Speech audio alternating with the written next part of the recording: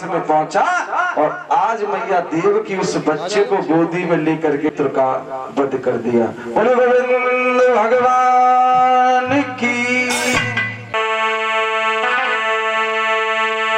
सभी लोग मीठी मीठी तालियों के साथ में बोलेंगे कि अरे बांसुरिया लेके आए जइयो नंदलाल कदम के घनश्याम कदम के नीचे।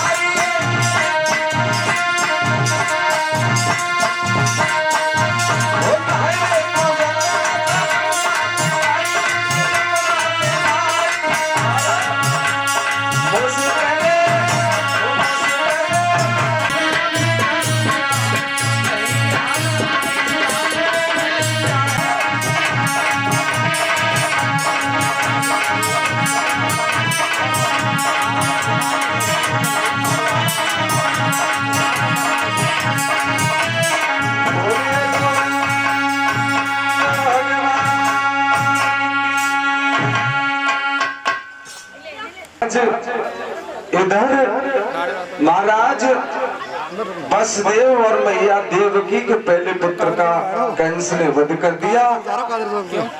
आज बताते हैं कि इसी प्रकार से महाराज कंस ने मैया देवकी के 5 पुत्रों का वध कर दिया।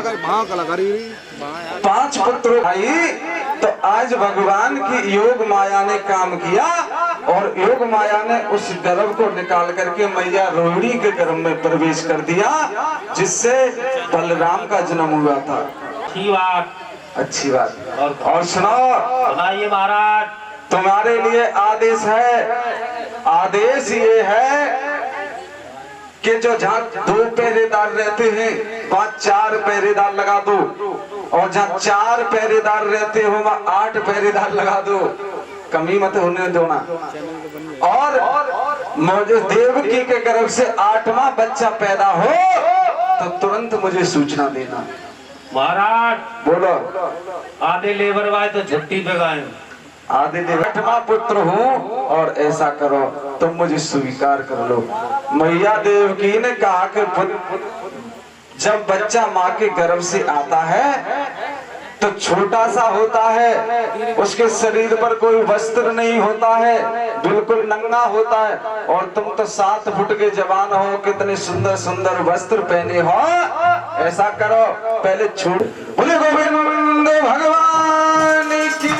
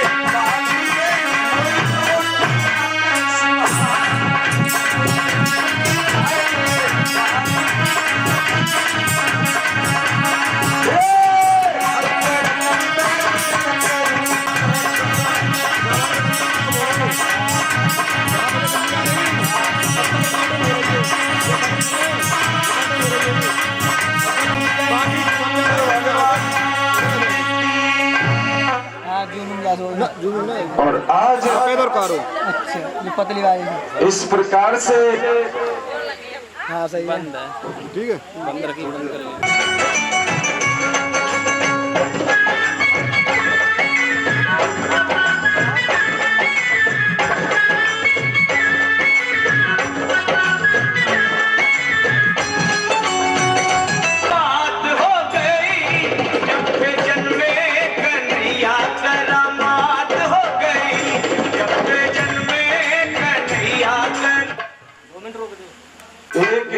स्त्री, देखो देहाती नाच गीत है, एक स्त्री अपने पति को लेकर के एक बाजार में पहुंची और पति को बाजार में खड़ा किया और एक आवाज लगाने लगी। पता है क्या आवाज लगाने लगी?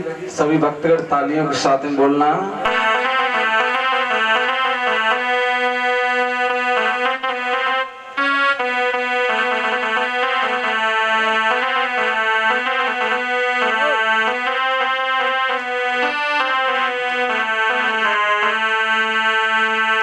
उसने अपने पति को बाजार में खड़ा किया और एक आवाज लगाने लगी। क्या अमरजीत भैया?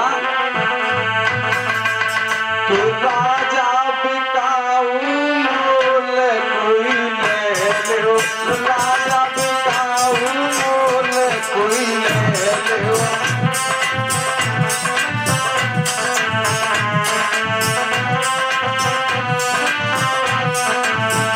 आवाज लगाने लगी। क्या?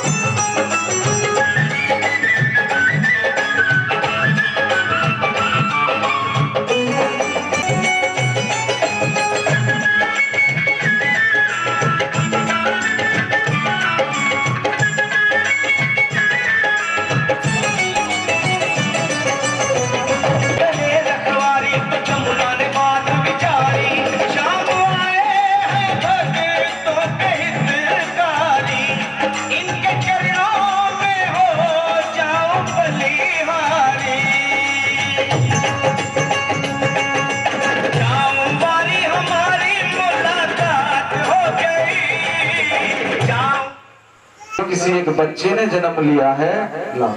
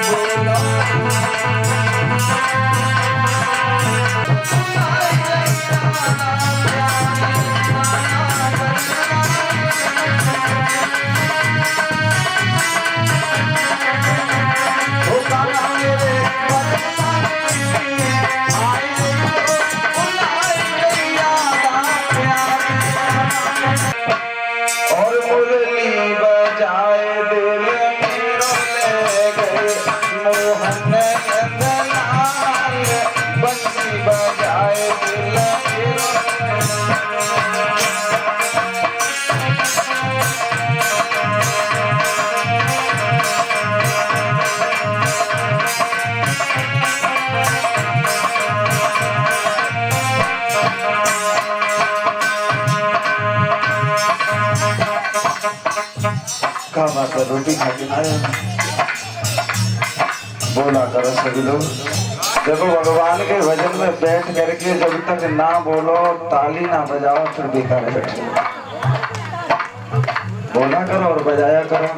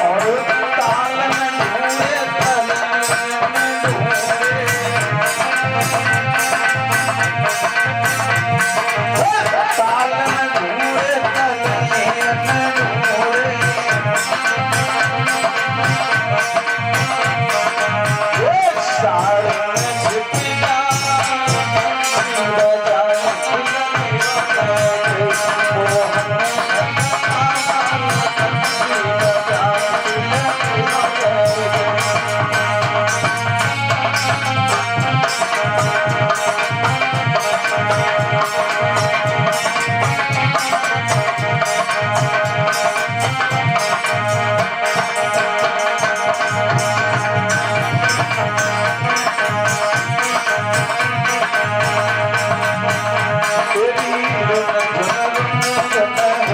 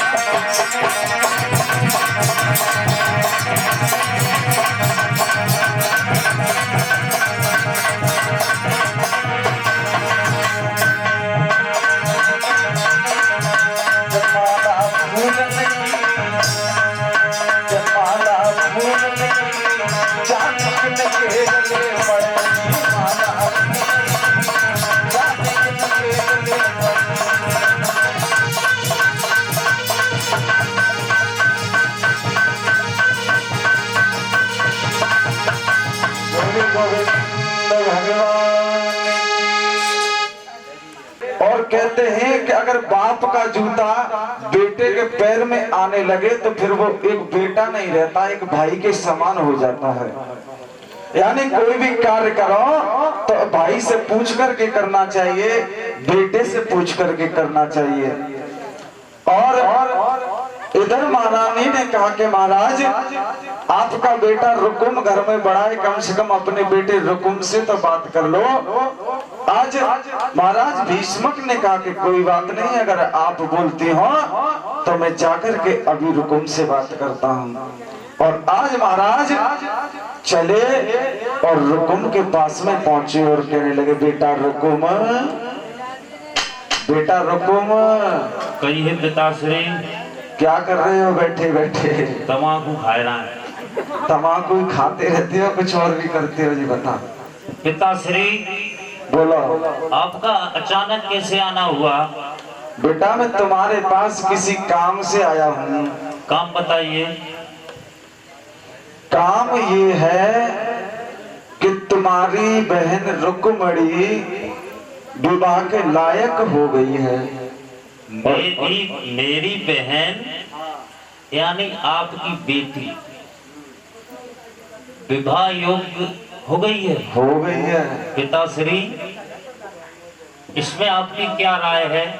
राय ये है बेटा कि कहीं अच्छा सा घर देखो, अच्छा सा वर देखो और अपनी बहन की शादी कर दो।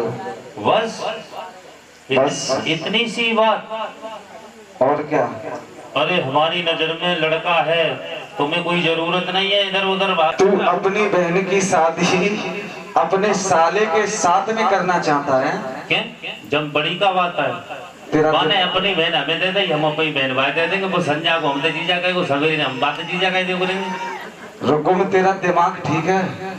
मेरा तो दिमाग ठीक है, तुम्हारा खोपड़ा सही है निकाल के ना? ना, हमारा तो दिमाग खराब है ही है, मगर हमें ये पूछ रहा हूँ तेरा दिमाग तो ठीक है ना? तुझे पता है कि तू क्या बोल रहा है? मैं सही बोल रहा हूँ। एक बार सोच के तो देख के तू बोल क्या रहा है। मैं ठीक बोल रहा हूँ। क्या बोल रहा है? सही बोल रहा हूँ। क्या बोली? आपकी राय क्या है? तेरी राय बता।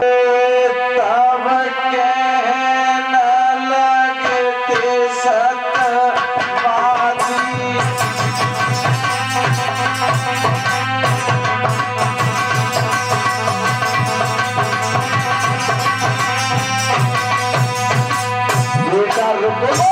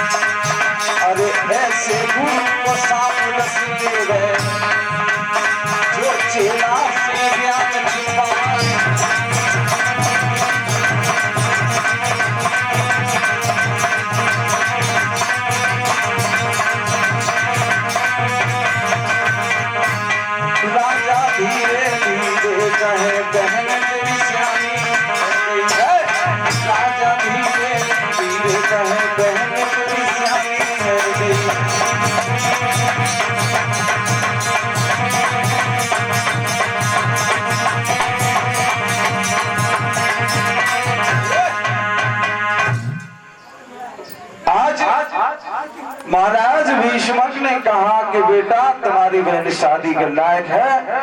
तो रुकुम कहने लगा पिताजी इसमें चिंता करने की क्या बात है, अगर ऐसा करो कि हमारा साला जो चंदेरी का बसने वाला है शिशुपाल, उसका बहुत बड़ा राज्य है, बहुत बलशाली राजा है, और ऐसा करो हम अपनी बहन रुक्मिणी का विवाह अपने साले शिशुपाल के साथ में कर देंगे।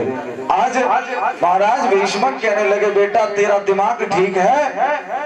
आज रुकुम कहने लगा पिताजी सुनो, तुम बूढ़े हो गए हो और बूढ़े होने के साथ साथ में तुम्हारी बुद्धि भी बूढ़ी हो चुकी है, तुम्हें नहीं पता क्या करना है क्या नहीं करना है, और अब से वही होगा जो मैं चाहूंगा। समझे ना समझे पिताजी? बेटा लला रुक्मिणी की शादी वही होगी जहां मैं चाहूंगा। मान जा लला, मान जा, मान जा। जब बुढ़ापे के लग देख ले क्यों भारी करवाओगे? बिल्कुल नहीं मानेंगे, और हम अपनी बहन की शादी करेंगे तो अपने साले शिशुपाल के साथ में ही करेंगे। ये बताओ बेटा रुक्मे, बोलो। लड़की हमारी है और हम विवाह करेंगे, हाँ वहीं पर विवाह होगा ना, विवाह होगा जहाँ हम करेंगे तहाँ, और तुम चुपचाप बैठ के देखो, अगर बारात देखनी हो तो देख लेना, नहीं तो चुपचाप बैठे रहना। आज जब महाराज भीष्मक को रुकुम ने कहा कि पिताजी शादी मेरी मर्जी से होगी, तो आज महाराज भीष्मक की आंखों में आंसू आ गए और कहने लगे बेटा कितनी मन्नतों के बाद में हमारे घर में ये पुत्री जन्मी थी, और तू आज ये कह रहा है।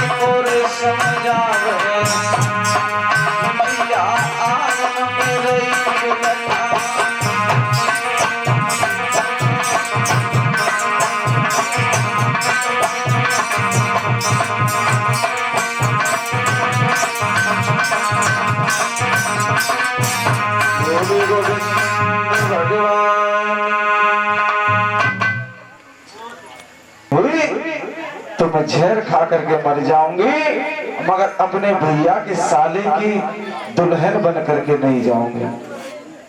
भगवान कन्हैया कहने लगे रुक्मिणी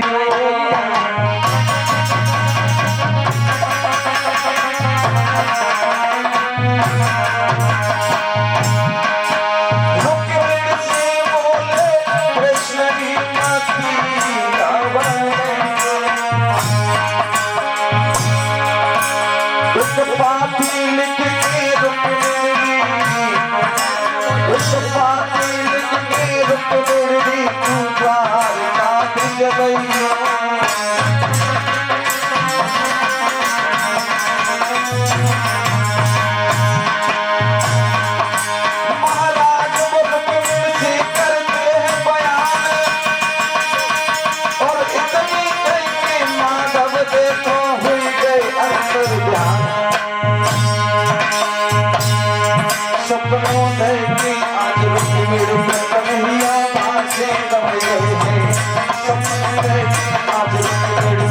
आज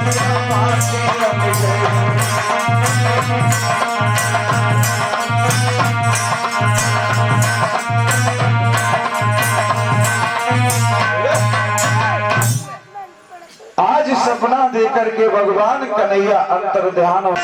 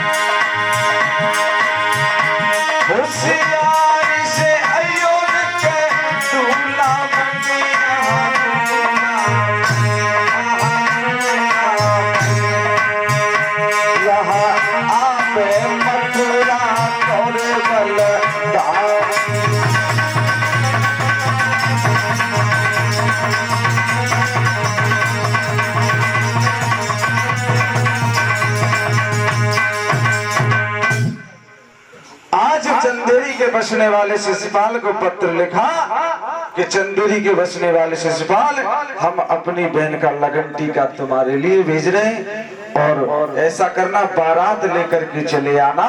और उस पत्र में ये भी लिख दिया कि भेजते हैं और तुम ऐसा करना कि भगवान कन्हैया तक इस मेरी पाती को पहुंचा दो।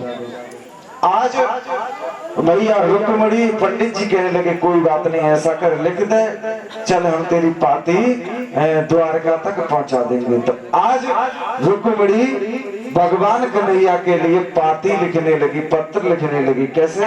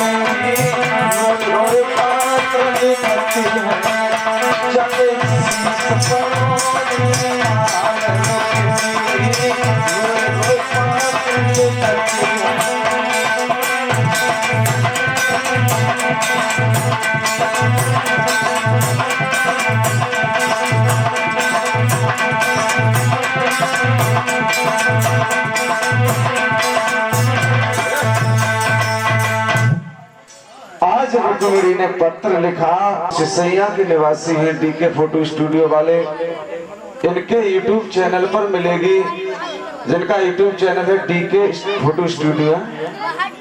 और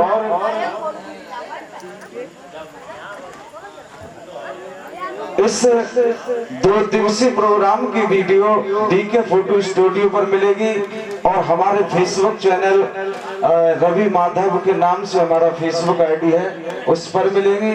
तो सभी लोग ज्यादातर ज्यादा अगर कोई भक्तगढ़ वीडियो देखना चाहते हो तो डीके फोटो स्टूडियो जो सिसैया के निवासी हैं वो हमारे यहाँ की वीडियो को शूट करके अपने चैनल पर छोड़ेंगे। आज रुक्मिणी ने पत्र लिखा और पत्र लिख करके पंडित जी को दिया और जब पंडित जी वहां से आगे चले तो रुक्मिणी ने पंडित जी को रोका और पंडित जी से कहने लगे, पंडित जी अगर तुम्हें कन्हैया करके कह देना पंडित जी कि मुझे बिन ब्याहे ले जा, कि मुझे बिन ब्याहे ले जा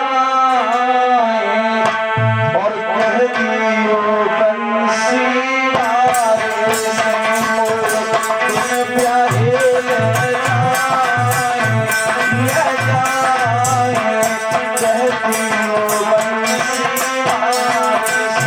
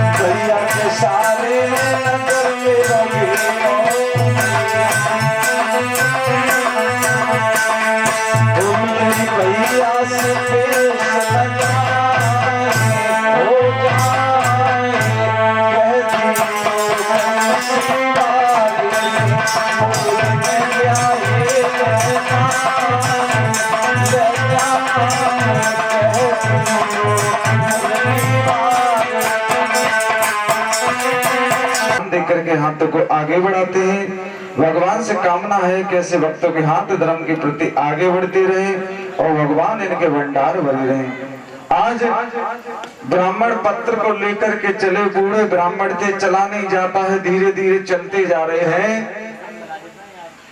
आज जब ब्राह्मण धीरे धीरे चले और जब काफी दूर आगे निकल गए तो आज ब्राह्मण ने देखा जेठ मास का महीना था, तपती गर्मी पड़ रही थी, धूप पड़ रही थी। ब्राह्मण ने देखा कि थोड़ी देर विश्राम कर लेते हैं, उसके बाद यहाँ से आगे का प्रस्थान करेंगे। आज ब्राह्मण ने अपना आसन लगाया और उस आसन लगा करके उस वृक्ष के नीचे सो गए। इधर भगवान ने देखा कि रुक्मिणी का भेजा हुआ ब्राह्मण पत्र लेकर के आया है और वो एक वृक्ष के नीचे सो गया है, बूढ़ा ब्राह्मण है। आज भगवान की योग माया ने काम किया और भगवान की योग माया ने बूढ़े ब्राह्मण को उठा करके आज द्वारका से सरिया गांव पहुंच गए।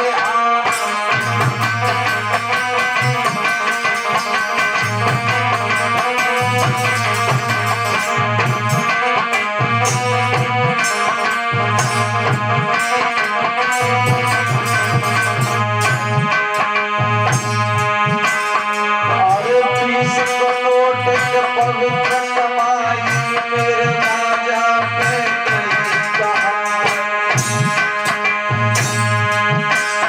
अरे सदा सुखारी भैया त्यारिया हमारा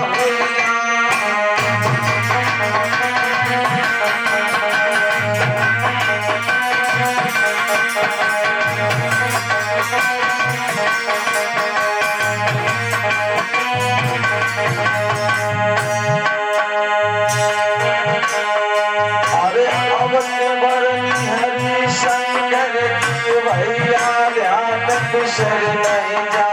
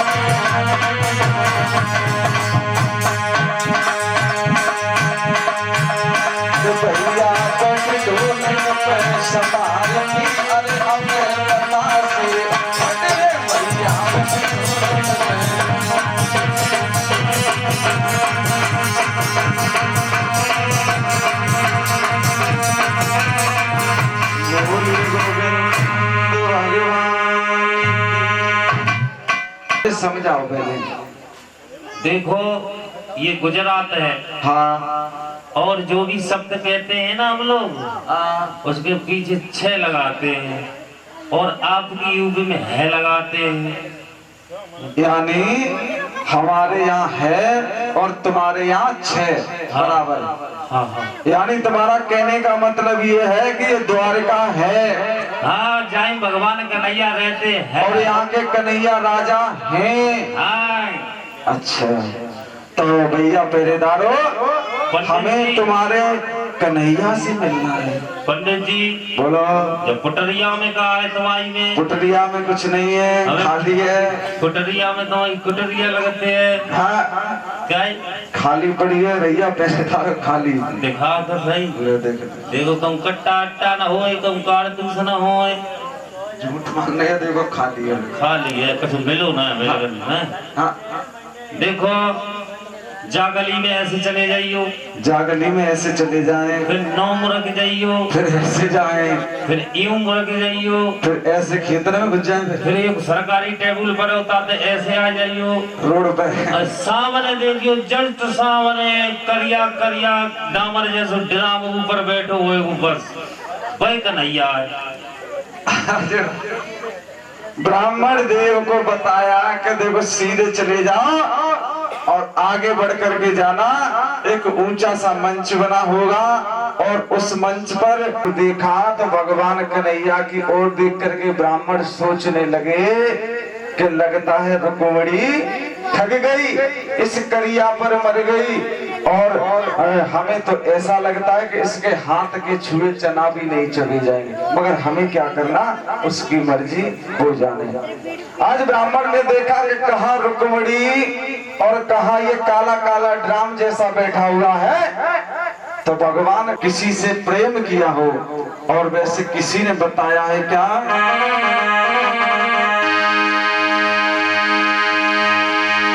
दिल के बाजार में दौलत नहीं देखी जाती, प्यार हो जाए तो सूरत नहीं देखी जाती, प्यार हो जाए तो सूरत नहीं देखी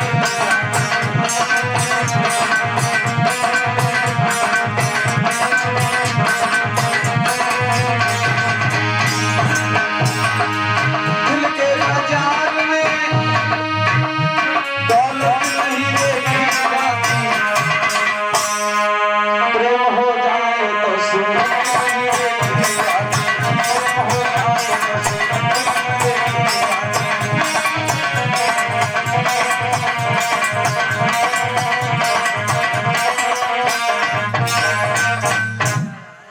आज की जय हो, जय हो, जय हो। तुम्हारे लिए एक पत्थर आया हुआ है।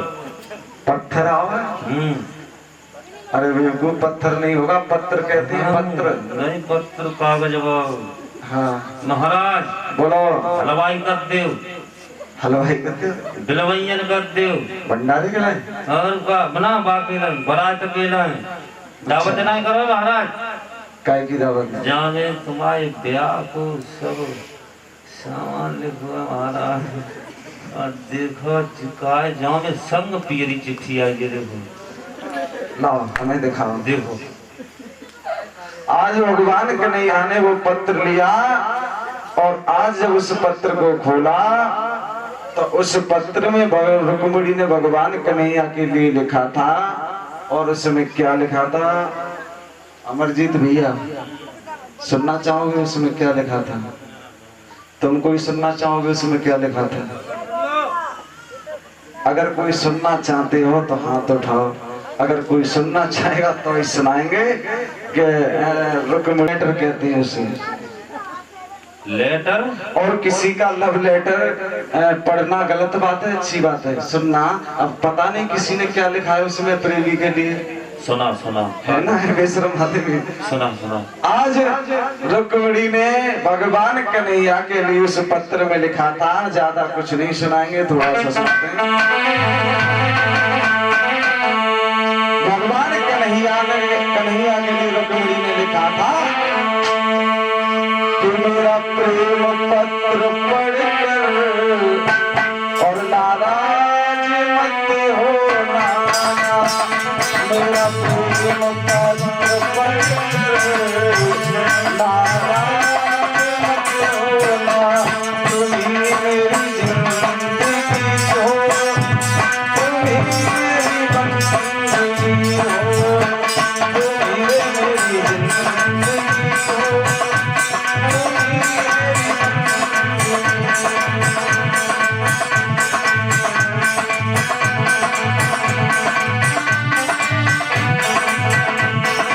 और सुनो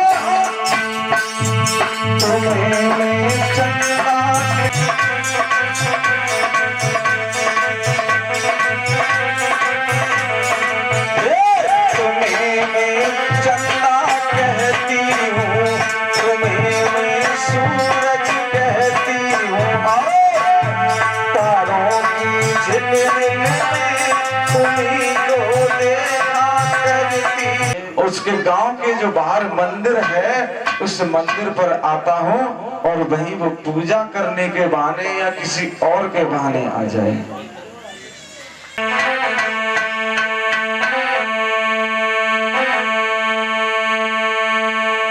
आ जाए एक छोटा सा देहाती नाच गीत, उसके बाद हम भगवान की कथा की तरफ लेकर के चलेंगे और कुछ इनाम रखा हुआ है बोलने के लिए, वो भी बोलेंगे।